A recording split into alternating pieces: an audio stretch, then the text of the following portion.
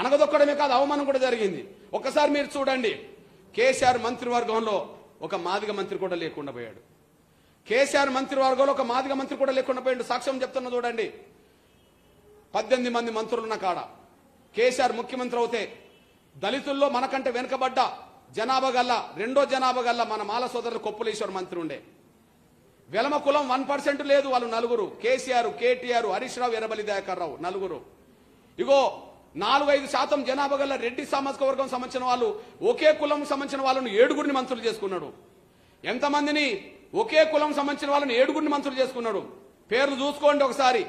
వనపర్తి నుంచి నిరంజన్ రెడ్డి, సూర్యాపేట నుండి జగదీష్ రెడ్డి, మహేశ్వర్ నుంచి సబితా ఇందర్ రెడ్డి, మేడ్చల్ నుంచి మల్లారెడ్డి, అదే సమయం బాల్కొండ నుంచి ప్రశాంత్ రెడ్డి, అదే సమయం నిర్మల్ నుంచి ఇంద్రకరణ్ రెడ్డి. 6గురు అయిపోయిండ్రు. 6గురు రెడ్లున్నారు, ఇంకా తక్కువ అని చెప్పి ఎమ్మెల్సీ నుంచి మంత్రిని ఎవరు పట్నం మహేందర్ రెడ్డిని చేర్చాడు. అంటే ఎంతమందికి ఇచ్చిండు రెడ్లను? 7గురిని చేసిండు. అంటే దళితుల్లో మాదిగల కంటే తక్కువ జనాభా గల మాలలకు ఒక స్థానం ఇచ్చాడు. వెలమలకు 4గురిని పెట్టుకున్నాడు. రెడ్డోళ్ళని 7గురిని పెట్టిండు. కానీ మాదిగల తరపున ఒక మంత్రిని పెట్టలేదని కూడా మీరు మర్చిపోదని సైన్ కోరుతున్నాను. ఇది అవమానమా కాదా మీరు చెప్పేసేయండి. 10 మంది ఎమ్మెల్యేలు ఉన్నారు. మొదటిసారి, రెండోసారి, మూడోసారి, 4గోసారి గెలిచిన మాదిగ ఎమ్మెల్యేలు 10 మంది కేసీఆర్ దగ్గర ఉంటే ఒక్కరిని పెట్టలేదు. కానీ రెడ్లను 7గురిని పెట్టుకొని 4గురిని మాల వెలమలు పెట్టుకొని మనకంటే తక్కువ జన్మ గల మాలలు కూడా పెట్టుకొని ఆయన పరిపాలించిన రోజులను కూడా మీరు మర్చిపోదని సైన్ కోరుతున్నాను. మరి ఆయన అట్లవుతే కాంగ్రెస్ అట్లవుతే మరి గౌరవ నరేంద్ర మోడీ గారు ఏం చేస్తున్నాడో మీరు చూశారు కూడా మీరు మర్చిపోదు. నేను ఒక విషయం చెప్పనా, నరేంద్ర మోడీ గారు మనసులో పడితే ఎంత న్యాయం చేస్తాడో ఒక సాక్ష్యం చెప్తున్నా చూడండి. ఆయన మనసులో పడితే ఎంత న్యాయం చేస్తాడో చూడండి. కేసీఆర్ 10 మంది మాదిగ ఎమ్మెల్యేలున్నా ఒక మంత్రి చేయలే. కానీ నరేంద్ర మోడీ గారు ఒక మాదిగ అతన్ని, మురుగన్ అనే ఒక తమ్ముణ్ణి తమిళనాడులో ఎమ్మెల్యేగా పోటీ చేయించాడు. తమిళనాడులో ఒక ఎమ్మెల్యేగా పోటీ చేయించాడు. ఆయన 1300 ఓట్లు, అంటే ఒక 1000 ఓట్ల తేడాతో ఆయన ఓడిపోయిండు. ఒక ఎమ్మెల్యేగా ఓడిపోయిన మురుగన్ను నరేంద్ర మోడీ గారు తీసుకెళ్లి కేంద్ర మంత్రిని చేసిండు అనేసి కూడా మీరు మర్చిపోదాం. కేంద్ర మంత్రి, ఇప్పుడు కూడా కేంద్ర మంత్రి, ఆయనకు రాజ్యసభ మధ్యప్రదేశ్ నుండి ఇచ్చాడు. అంటే ఇక్కడ కేసీఆర్ ఏమో 10 మంది ఎమ్మెల్యేలున్నా ఒక మంత్రి చేయలేదు. కానీ అదే నరేంద్ర మోడీ గారు మాత్రం ఒక ఓడిపోయిన ఎమ్మెల్యేని తీసుకెళ్లి, ఒక ఎమ్మెల్యేగా ఓడిపోయిన ఒక తమ్ముని తీసుకెళ్లి కేంద్ర మంత్రిని చేసిండంటే మాదిగల పట్ల ఏ స్థాయిలో ఆయనకు అభిమానం ఉన్నదో ఇది సాక్ష్యం కూడా మీరు మర్చిపోదని సహాయం కోరుతున్నాం. అదే కర్ణాటక నుంచి చిత్రదుర్గం నుంచి గెలిచిన నారాయణ స్వామి అనే మాదిగను కూడా కేంద్ర మంత్రి చేశాడు. అంటే కేసీఆర్ దగ్గర ఒక్కరు లేరు, నరేంద్ర మోడీ గారి దగ్గర 2 ఉన్నారు.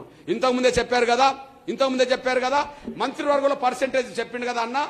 నరేంద్ర మోడీ గారి మంత్రివర్గ పర్సెంటేజ్ ఎంత? 78 మంది ఉన్నారనుకుంది.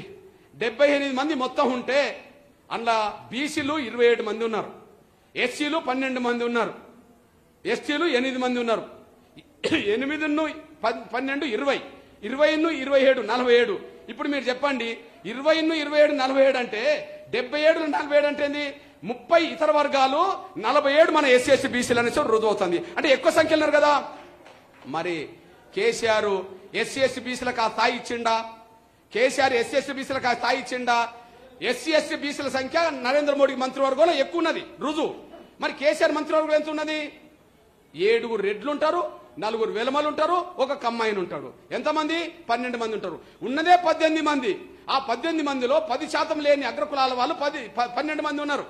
ఇప్పుడు మీరు చూడండి, రేవంత్ రెడ్డి పరిపాలనలో ఎంతమంది మంత్రులు ఉన్నారు? ఇప్పుడు 12 మంది ఉన్నారు. ఈ 12 మందిలో మీరు చూడండి, ఎస్సీలు మాలామాదిగలు ఒక్కొక్కరు ఉన్నారు, ఆదివాసులు ఒక్కరున్నారు. ఎంతమంది ఉన్నారు? ఆదివాసులు ఒక్కరున్నారు, ఎస్సీలు 2, అంటే మాలామాదిగలు చెరొకరు, ఎస్సీ ఆదివాసి ఒకరు, ముగ్గురు కదా. ఇగో మన మున్నూరు కాపు నుంచి ఒకరు, ఎవరు? సురేఖ, అంతేనా? గౌడ్ నుంచి ఒకరు, ఎవరు? ప్రభాకర్. ఎంతమంది? 5. 12 మందిలో ఎంతమంది? 5 వీళ్ళు. మరి 7 ఎవరు? 4 రెడ్లు, ఒక వెలమ, ఒక కమ్మ, ఒక బ్రాహ్మణ. అంటే జనాభా ఎంత అగ్రకులాలది? 10%. వాళ్ళు ఎంతమంది ఉన్నారు? 7 ఉన్నారు. 90% మంది మన వర్గాలు ఎంతమంది ఉన్నారు? 5 ఉన్నారు. అంటే 50% లోపే మనం రేవంత్ రెడ్డి మంత్రివర్గం ఉన్నాము, 40% లోపే కేసీఆర్ మంత్రివర్గం ఉన్నాము, 50% దాటింది, 60% మాత్రం నరేంద్ర మోడీ గవర్నమెంట్లో మనం ఉన్నాం. కాబట్టి ఎస్సీ ఎస్టీ బీసీలకు గౌరవించేది ఎవరంటే నరేంద్ర మోడీ గారే. ఎస్సీ ఎస్సీ బీసీలు అనగదొక్కింది ఎవరంటే కాంగ్రెస్ బీఆర్ఎస్ఏ. మన కళ్ళ ముందు సాక్ష్యంగా నిలబడ్డ విషయం కూడా మీరు మర్చిపోద్దని సహాయం కోరుతున్నాను. అందువల్ల ఏ రీత్యా చూసినా, ఏ రూపం చూసినా కూడా గౌరవ నరేంద్ర మోడీ గారికి అండగా నిలబడ్డమే మనందరి చేసే పైన కూడా మీరు మర్చిపోద్దని సహాయం కోరుతున్నాను. యూపీఏ గవర్నమెంట్ అధికారం వస్తే, ఇండియా గవర్నమెంట్ అధికారం వస్తే ఎవరు ప్రధానమంత్రి ఎవరు చెప్పలేరు. 25 పార్టీలు, ఆ పార్టీలో ఒక్కొక్కరు పడదు. ఇప్పుడు పొత్తులు ఉన్నప్పుడే కేరళలో కాంగ్రెస్ వాళ్ళు కమ్యూనిస్ట్ వాళ్ళు కొట్టుకుంటారు. పొత్తులో ఉన్నప్పుడే ఇంకొక రాష్ట్రంలో ఇంకొక పార్టీ వాళ్ళు, ఆప్లో పంజాబ్లో ఆప్ వాళ్ళు కాంగ్రెస్ వాళ్ళు అక్కడ కొట్టుకుంటున్నారు. అరే పొత్తులు ఉన్నప్పుడే వాళ్ళు కొట్టుకుంటున్నారు కదా. ఇక రేపు అధికారం వస్తే వాళ్ళు ఒక్క దగ్గర ఉంటారా?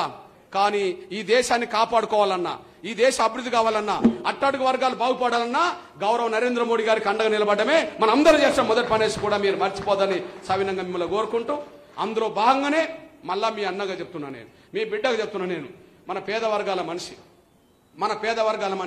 మన బలహీన వర్గాల మనిషి. దయచేసి ఇది కూడా గుర్తించండి.